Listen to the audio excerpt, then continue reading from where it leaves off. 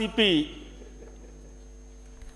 जब वसुंधरा जी की सरकार थी, भारतीय जनता पार्टी की सरकार थी, प्रपोजल बन के तैयार हो गया था और उसके बाद में 5 साल सरकार बदल गई। 5 साल सरकार बदलने के कारण उस ईआरसीपी को इन्हें लटका कर पटक दिया, कोई काम ही नहीं किया और बहाने बनाते रहे।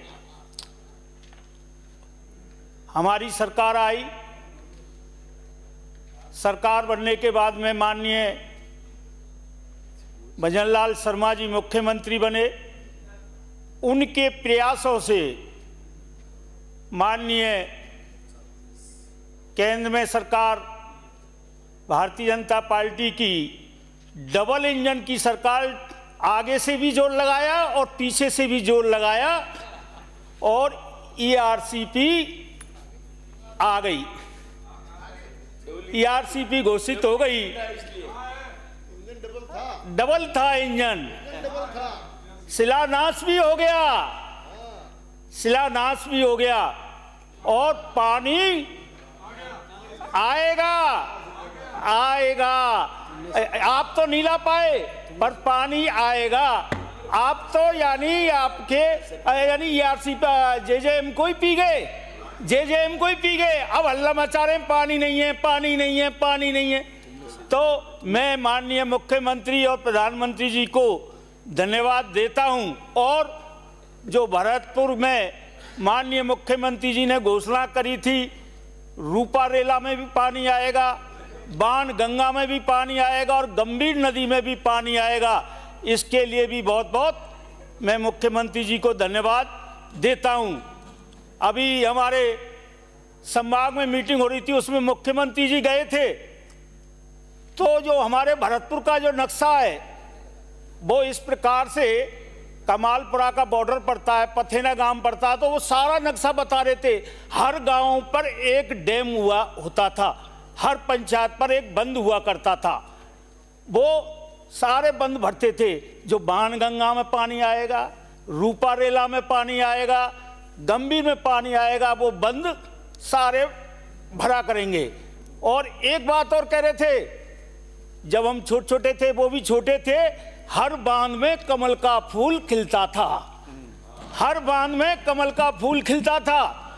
और वो ईआरसीपी आने से, वो बाणगंगा में पानी आने से हर डैम भरेगा और कमल का फूल हमेशा खिलता रहेगा, हमेशा खिलता रहेगा। और ईआरसीपी पे यानी आपके हमारे मित्र कह रहे थे, भाई अब का सरकार आपकी आ गई, साल हो गया, 1.25 साल हो गया। 5 साल तक आप लोगों ने क्या किया? 5 साल तक आप लोगों ने क्या किया? कुछ नहीं किया, मजे मारते रहे, लड़ते रहे। मगर घोटाला इतना कर दिया, घोटाला इतना कर दिया, आपके टंकी बनी, चुचा रही हैं, और जहां टंकी बनानी थी वहां टंकी बनी नहीं। ये देखा, ये मेरा आदमी कहाँ है, मेरा वोट कहाँ है, वहां टंकी बना दी। वो पानी जहां जाना चाहिए था, पूरे गांव को जाना चाहिए था, वो पानी नहीं पहुंच रहा है। पाइपलाइन खराब डाल दी, खराब डाल दी। तो जिस प्रकार से जो जेजेएम में घोटाला हुआ, उस घोटाले के तो कुछ कह नहीं रहे।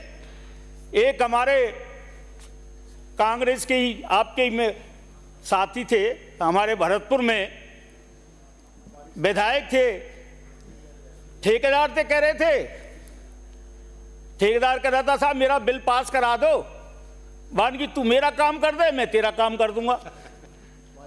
हाँ, मैं तेरा काम कर दूंगा। तो कोर्ट वर्ड में बोला, कोर्ट वर्ड में बोला, अरे भरतपुर, नहीं भरतपुर की नहीं बोला, भरतपुर में थे, भरतपुर का नहीं। हाँ, अरे भरतपुर में तो साथ थे, आप भरतपुर में साथ थे। भाषा ऐसी है, कहा कि क्या हो जाता है। भरतपुर में साथ थे। तो उसी 7 विधायकों में थे एक विधायक थे, ठेकेदार थे, बोले भाई आप मेरा काम कर दो, मैं आपका काम कर दूंगा। अब उसके बाद में उसने कोर्ट में कहा अपने आदमी से 50 कुर्ता पजामा रखें, 50 कुर्ता पजामा रखें, और वो मैं रोड से आऊंगा, तू शॉर्टकट आ जाना, शॉर्टकट आ जाना। और वो थैले को लेके चल दिया। वहाँ ही एक शादी थी, और वो शादी करके एक ढोल वाला, नगाड़े वाला, वो शॉर्टकट चल दिया। शॉर्टकट चल दिया तो ढोल बजने लग गया, क्योंकि अरहर के खेत में के जा रहा था। जो तुअर की दाल होती है, अरहर के खेत में के जा रहा था। वहाँ चोर छुपे हुए थे, चोर छुपे हुए थे। तो वो चोर उस ढोल वाले पे आ गए, बाद की किसी को, पुलिस वाले को बुला रहा है, तो ढोल की क्यों बजा रहा है? तो ढोल वाला बोला करतार बजा रहा है।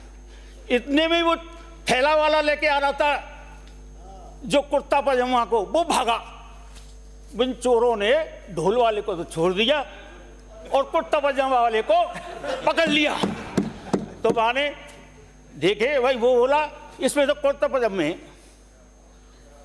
बैग खुला, उसमें कुर्ता पजामे नहीं, उसमें माल था, माल था। अब उसके बाद में जो उसके कुर्ते पजामे को घुसा लिया, उस बैग को घुसा लिया, वो तो चोर चले गए। फिर उसके बाद में उस ढोल वाले को पीटने लग गए, ढोल वाले को पीटने लग गए। तो इस प्रकार से जे में घटना घटी। और ये हकीकत है, ये हकीकत है, कोई कहावत नहीं है, कहावत नहीं है, हकीकत है। और हंस रहे गर्ग साहब। और आपको भी पता है कौन कुर्ता पजामा कौन कहता था? हाँ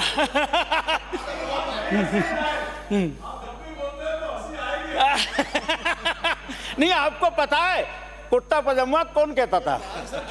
हाँ हाँ। तो इस प्रकार से जल संसाधन मंत्री जी बैठे हैं, मैं इनसे कहूँगा हमें, मेरे बैर विधानसभा के अंदर सीताबंद है और उसकी क्षमता बढ़ाई जाए। उससे क्या था, एक नाला बना हुआ था और किले बैर के अंदर किला है, वो नहर चारों तरफ उस कैनाल से भरती थी, नाले से। वैसे माननीय मुख्यमंत्री जी ने उस नहर के लिए, जो किले के चारों तरफ नहर है, उसके लिए बजट में घोषणा पिछले में कर दी, उसका पैसा भी पहुंच चुका है। पर वो गहरी हो जाएगी, सफाई हो जाएगी, पर वहाँ से पानी आने की आवश्यकता है। क्योंकि बैर शहर के अंदर पहले हर घर में कुआं था और उन कुओं में पानी रहता था, कोई नल की जरूरत नहीं पड़ती थी, ना कोई पाइप की जरूरत पड़ती थी, तो पानी उन कुओं में रहता था। और वो कुएं अब सूखे पड़े, तो मेरी माननीय मंत्री जी से ये है, उस सीतेबंद की गहराई बढ़ाई जाए और वो नाला साफ किया जाए जो पानी आता था। और माननीय मंत्री जी बैठे हुए हैं, कन्हैयालाल जी चौधरी साहब, एक सावनवल जाट भी थे हमारे, उनका बड़ा दिल था,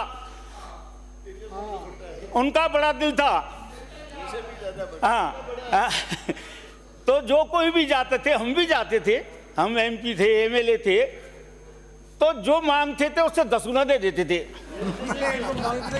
हाँ हाँ। तो मैं कन्हैयालाल चौधरी से कहना चाहता हूँ, आप भी बड़ा दिल बनाए माननीय चौधरी साहब। वो जाट लगाते थे, आप चौधरी लगाते, तो जाट जाट एक। हाँ हाँ। तो मैं माननीय मंत्री जी से कहना चाहता हूँ, बड़े दिल के बन जाएं। और जो मेरे विधानसभा के अंदर जो जेजेएम के कार्य हुए, काम हुए, आपके जो पानी की टंकी हैं उस जगह तो चुचा रही हैं, हाँ, और जो पाइपलाइन डाली गई थी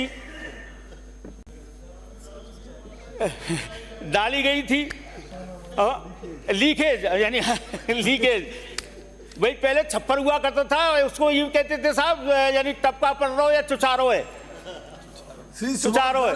अरे माननीय सभापति जी, अभी तो मैं बोलू ही ना लगो तो मैं वैसे ही निकाल दिया टाइम, मैं बोल रही अब स्टार्टिंग हुआ हूँ।